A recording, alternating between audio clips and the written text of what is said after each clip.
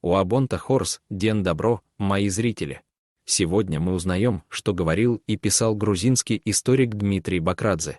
Источник был взят из книги «История Осетии» по грузинским источникам. Автор книги Захария Чеченадзе.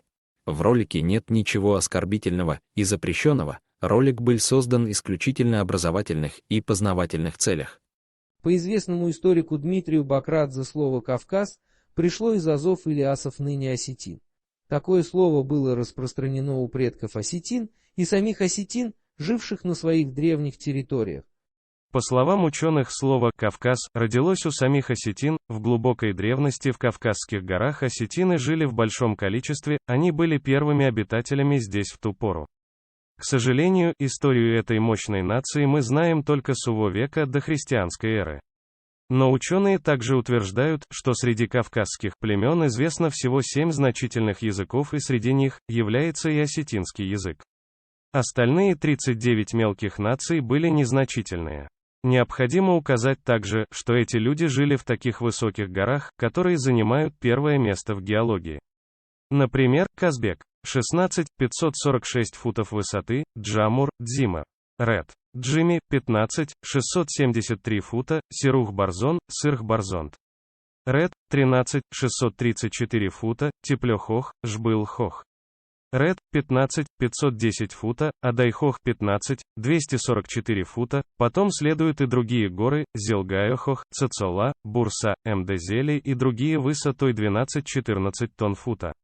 Быть не могло, чтобы возле таких высоких гор поселился незначительный и дикий народ. Нынешняя же Осетия имеет территорию до 100 верст с севера на юг и 150 верст с востока на запад, и все это на неровной местности.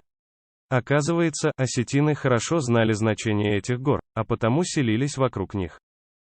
Осетины поклонялись горам, как богу, и в затруднительные моменты, как, например, в ненастье и бурю, взывали к ним. Потому свои святилища и молельни строили на самых высоких вершинах.